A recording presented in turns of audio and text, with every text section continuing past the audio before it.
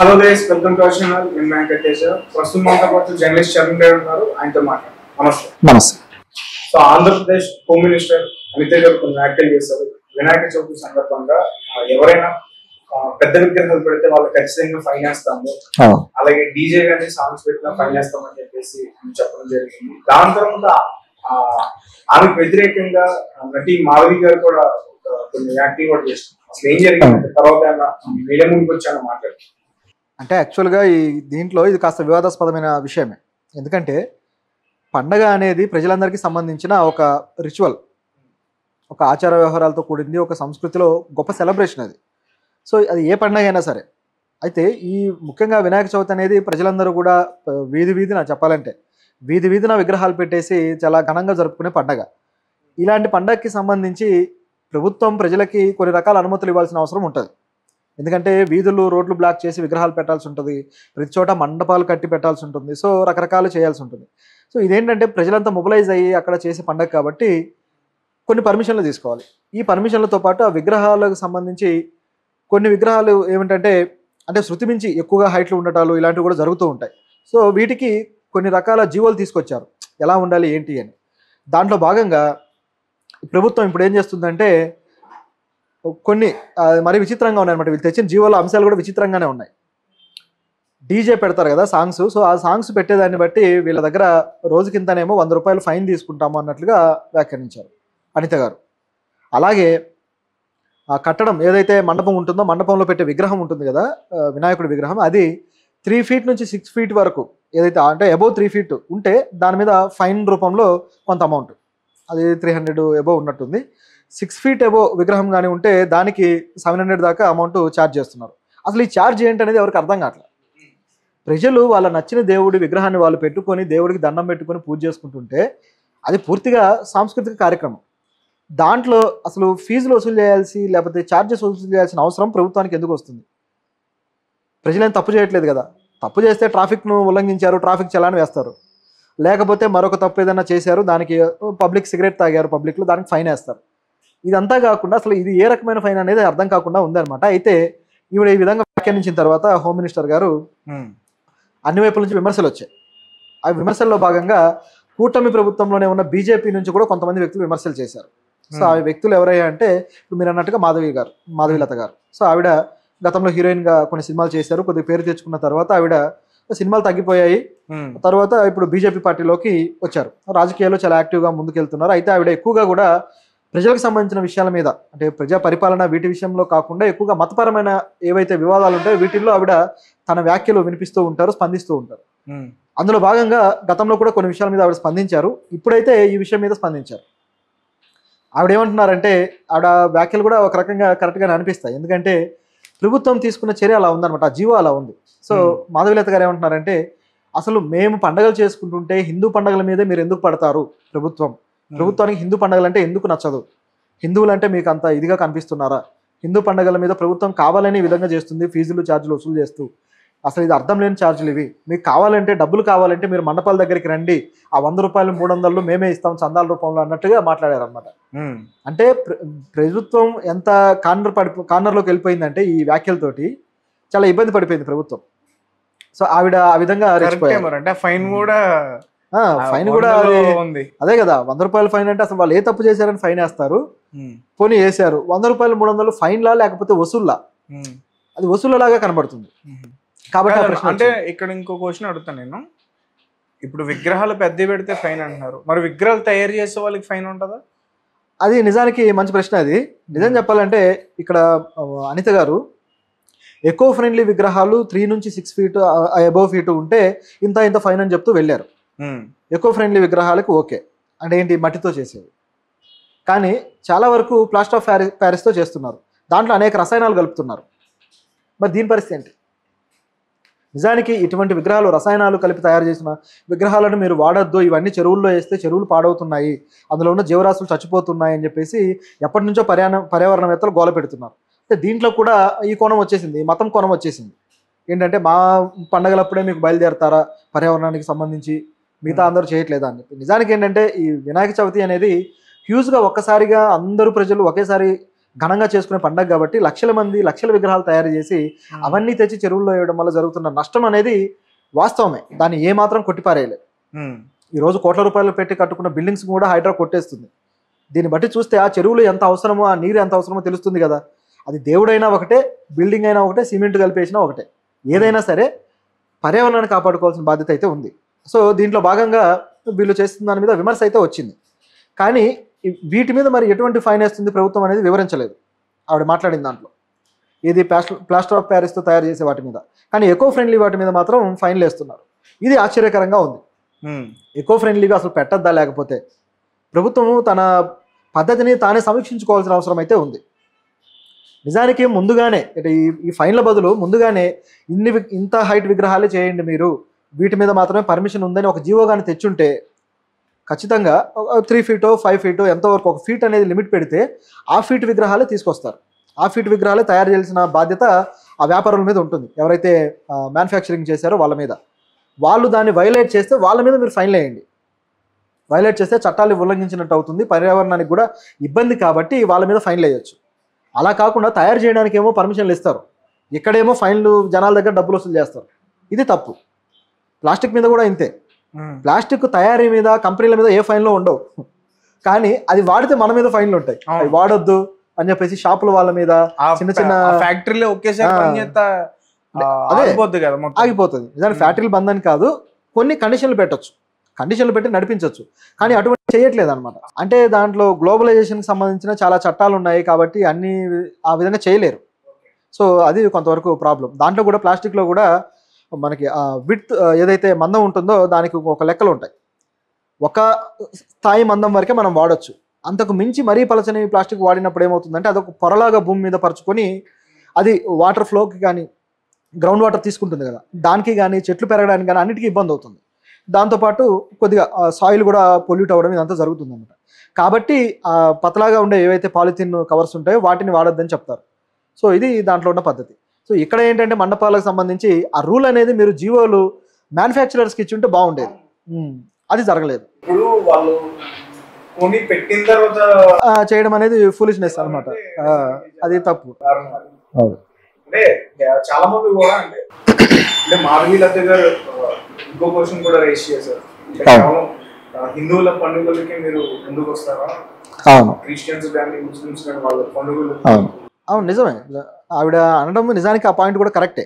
ఎందుకంటే అంటే ఈ చంద్రబాబు గారు, టీడీపీ, కూటమి ప్రభుత్వం అంతా హిందుత్వానికి వ్యతిరేకమేం కాదు. వాళ్ళంతా కూడా పండుగలు యాగాలని ఘనంగా చేసేవాళ్ళే. పవన్ కళ్యాణ్ మొన్నే కదా ఇక్కడ తెలంగాణలో ఆయన స్టార్ట్ చేసినప్పుడు కూడా తెలంగాణలో ఉన్న హనుమాన్ విగ్రహం ఏదైతే టెంపుల్ ఉందో ఆ టెంపుల్కి వచ్చి వెళ్ళారు. ఆ తర్వాత కొండగట్టు అనుకుంటా అది. ఆ తర్వాత వచ్చేసి చంద్రబాబు గారు కూడా ఆయన గతంలో ప్రభుత్వంలో ఉన్నప్పుడు పుష్కరాలకి, గోదావరి పుష్కరాలకి ఆయన ప్రభుత్వం నుంచే ఎండోర్స్ చేశారు.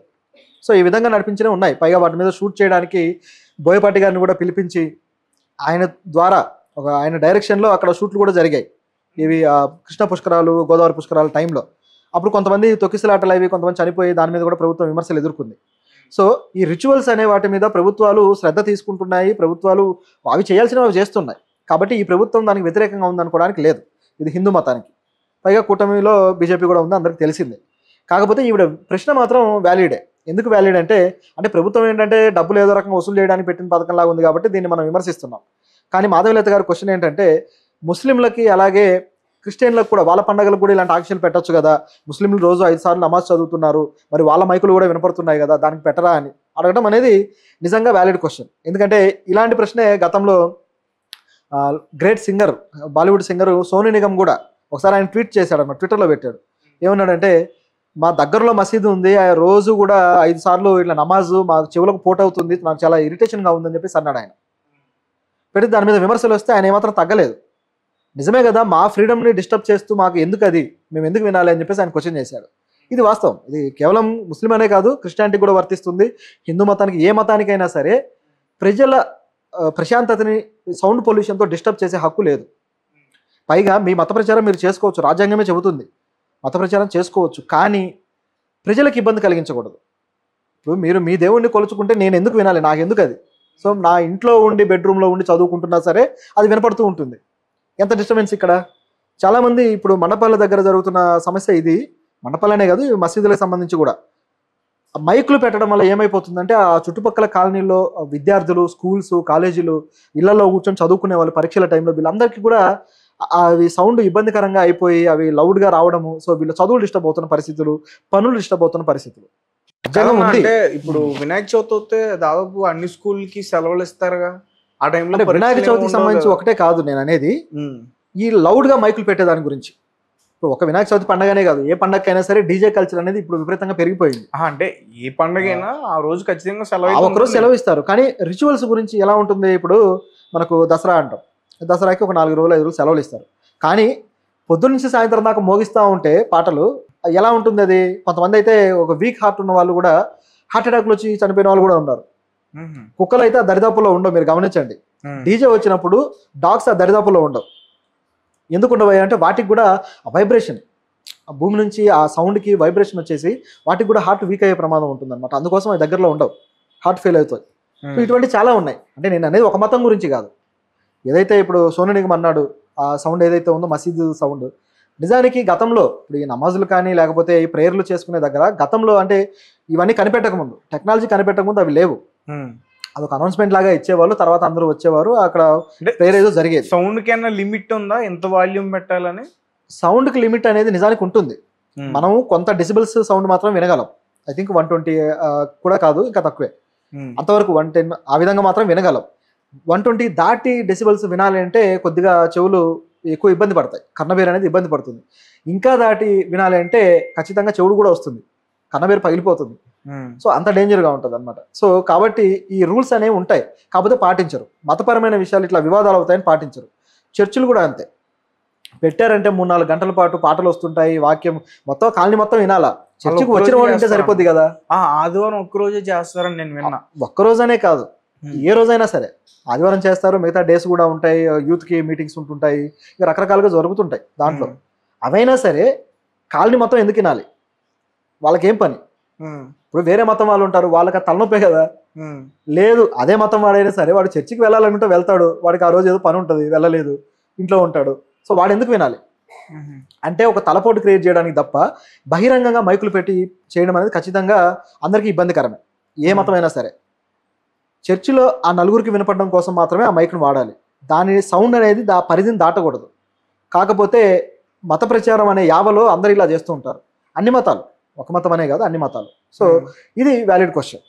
అయితే మాధవీలత గారు అంటే ప్రభుత్వం ఏదో కేవలం హిందూ మతం మీద ఆంక్షలు పెడుతుంది అన్నట్టు భ్రమలో పడ్డారు, కానీ అది నిజం కాదు.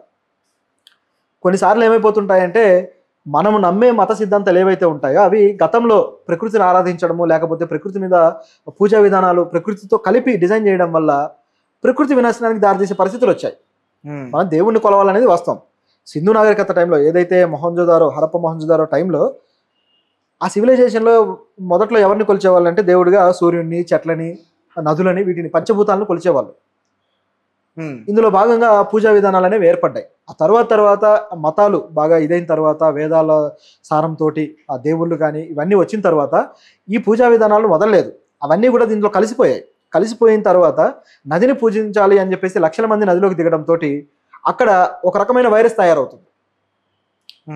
అది ఈ మతంలోనే కాదు, క్రిస్టియానిటీలో కూడా బాప్టిజం అనే కాన్సెప్ట్ అదే, నదిలో మునగడం. అలాగే ఇస్లాంలో కూడా ఉంది. ఇస్లాంలో జంజం వాటర్ మీద చాలా పవిత్రంగా చూస్తారు వాళ్ళు, ఆ వాటర్ని తీసుకోవడం కానీ ఆ వాటర్ని తాగడం కానీ, ఇట్లా అన్ని మతాల్లోనూ వాటర్కి సంబంధించి ఉంది. కానీ ఈ ఏవైతే ఈ రిచువల్స్ ఉన్నాయో ఇవి ప్రకృతిని ఆధారం చేసుకొని చేసినప్పుడు ఖచ్చితంగా ఒక విధమైన ఇబ్బంది క్రియేట్ అవుతుంది. విగ్రహాలేమో తీసుకెళ్లి నదుల్లో కలపడాలు ఇట్లాంటివన్నీ. కాకపోతే ఎక్కువగా హిందూ మతంలో ఈ ప్రకృతిని భాగం చేసి ప్రకృతిని పూజిస్తూనే దాని వినాశనానికి మనం దారి తీస్తున్నాం. కాబట్టి ప్రకృతిని పూజించడం కాకుండా దానితో కృతజ్ఞతతో ఉంటే బాగుంటుంది. కృతజ్ఞతగా ఉన్నప్పుడు ప్రకృతిని కాపాడుకుంటాం, అంతే కదా. ఒక చెట్టు పెరిగితే మనకు దానివల్ల ఒక ఆక్సిజన్ వస్తుంది, లేకపోతే దానివల్ల ప్రకృతి నిలబడుతుంది అని మనం భావించినప్పుడు ఏం చేస్తాం, దానికి నీళ్లు పోస్తాం. లేదు చెట్టు దేవుడు అని మనం భావిస్తే ఏం చేస్తాం, దానికి పసుపు కుంకుమ చల్లి బొట్టు పెడతాం, దానికి నీళ్లు పోసే సంగతి మర్చిపోతాం. అంటే ఎగ్జాంపుల్ చెప్తున్నా. సో ఇది అంటే ఒక మతాన్ని విమర్శించడానికి కాదు, కానీ మన ఆలోచనలు లాజిక్ దాటి ఎంత ముందుకు వెళ్ళిపోతున్నాయి అనే దానికి ఇది ఒక ఉదాహరణ. ఖచ్చితంగా దీనికి సంబంధించి ఎదుర్కోవాల్సి ఉంది. అవును, ఆవిడ ఎదుర్కొన్నారు. మళ్ళీ ఆవిడ సొల్యూషన్ కూడా ఈరోజు ఆవిడ పెట్టారనమాట, తిరిగి దానికి క్లారిటీ ఇచ్చారు. ఆవిడ ఇచ్చిన క్లారిటీ కూడా వింతగానే ఉంది. ఎందుకంటే అనిత గారు ఏం క్లారిటీ ఇచ్చారంటే ప్రెస్ మీట్లో, ఈ విధంగా ఫీజులు వసూలు చేయాలి, ఈ విధంగా చేయాలి అనే దానికి సంబంధించి ఒక జీవో వచ్చింది. ఇది 2022లో వైఎస్ఆర్సీపీ గవర్నమెంట్ తీసుకొచ్చింది, ఆ జీవోలో ఉన్నాయి ఇవన్నీ అని చెప్పేసి ఆవిడ అన్నారు. సో అందులో ఏంటంటే మామూలుగా ఈ మండపాలు ఏర్పాటు చేసే వాళ్ళు దాదాపు 5 డిపార్ట్మెంట్ల నుంచి పర్మిషన్లు తీసుకోవాలి. ఆ 5 డిపార్ట్మెంట్ వచ్చేసి ఇది కరెంట్ ఏదైతే పవర్ డిపార్ట్మెంట్ ఉంది కదా, విద్యుత్ శాఖ, అది తర్వాత వచ్చేసి మున్సిపాలిటీ, అలాగే పంచాయతీ ప్రాంతాల్లో అయితే పంచాయతీ, ఈ విధంగా మొత్తం 5 రకాల డిపార్ట్మెంట్ల నుంచి పర్మిషన్లు తీసుకొని ఏర్పాటు చేయాలి. ఇందులో విద్యుత్ శాఖ నుంచి అయితే ఆ మైకులు పెట్టినందుకు, వాటికి పవర్ వాడతారు కదా, సో మైకులు పెట్టినందుకు వీటికి ముందుగానే ఒక చలాన్ రూపంలోనో లేకపోతే ఫీజు అనొచ్చు, వీళ్ళు అన్నట్టుగా ఛార్జో ఫీజో ఏదో మొత్తానికి 100 రూపాయలు అయితే తీసుకుంటారు. సో ఇది జరిగేది. అయితే ఇది రివీల్ అయిన తర్వాత, ఆవిడ మీద విమర్శలు వచ్చిన తర్వాత దీని క్లారిటీ ఇస్తూ చంద్రబాబు గారు అయితే కనీసం ఆ 100 రూపాయలు కూడా మీరు తీసుకోవద్దని చెప్పారు, కాబట్టి ఏమీ తీసుకోవట్లేదు ప్రభుత్వము, ఈ చలాన్లు కానీ ఛార్జీలు కానీ ఏది కూడా తీసుకోవట్లేదు విగ్రహాలకి, ఇది ప్రజలకు సంబంధించిందని చంద్రబాబు గారు చెప్పారు అని చెప్పేసి ఈవిడ అన్నారు. ఇప్పుడైతే తీసుకోవట్లేదు. అయితే ఇందులో ట్విస్ట్ ఏంటంటే ఆ జీవోని బూచిగా చూపించారు. 2022లో వైసీపీ ప్రభుత్వం ఇచ్చిన జీవో. అసలు ఆ జీవో 2022లో వచ్చింది. అప్పటి ప్రభుత్వం ఇలాంటి ఒక జీవో తీసుకొచ్చింది, దాన్ని ఒకసారి ప్రజలు గుర్తు చేసే ప్రయత్నం చేశారనొచ్చా? కాదు, ఇక్కడ జరిగింది ఏంటంటే ఆ జీవోని అడ్డం పెట్టుకుని వీళ్ళు డబ్బులు వసూలు చేద్దామనే స్కామ్ పెట్టుకున్నారు. కాకపోతే విమర్శలు వచ్చాయి. విమర్శలు వచ్చిన తర్వాత ఇప్పుడు ఈ ప్రభుత్వం విమర్శలు ఎదుర్కోకుండా దాన్ని గత ప్రభుత్వం మీదకి నెట్టేయాలని ప్లాన్ చేసుకున్నారు. సో ఆ జీవోని అడ్డం పెట్టుకొని చూపిస్తున్నారు. నిజానికి ఆ జీవో తప్పుడు జీవో అని వాళ్ళు భావిస్తే, ప్రజలను ఆ గత ప్రభుత్వం ఇబ్బంది పెట్టింది అని భావిస్తే, వీళ్ళు అసలు ఆ జీవో ఎందుకు అమలు చేయాలి, ఎందుకు వసూలు చేస్తామని చెప్పాలి? ఉంది కదా, లేదు ఈ జీవో తెచ్చారు ప్రజలు ఇబ్బంది పడతారు కాబట్టి తీసేస్తున్నామని మొన్ననే చెప్పొచ్చుగా. విమర్శలు వచ్చిన తర్వాత ఈ రోజు రిలీజ్ అయ్యి చెప్పడం ఎందుకు? మొన్నే వసూలు చేస్తామన్నారు, ఈ రోజేమో చంద్రబాబు గారు వద్దన్నారు, మేమే వసూలు చేయట్లేదు అంటున్నారు. దాన్ని బట్టి ప్రభుత్వమే ఒక తప్పుడు అడుగు వేసిందని తెలుస్తుందిగా. సో ఇది ఇక్కడ clarity. Okay, thank you so much. Thank you.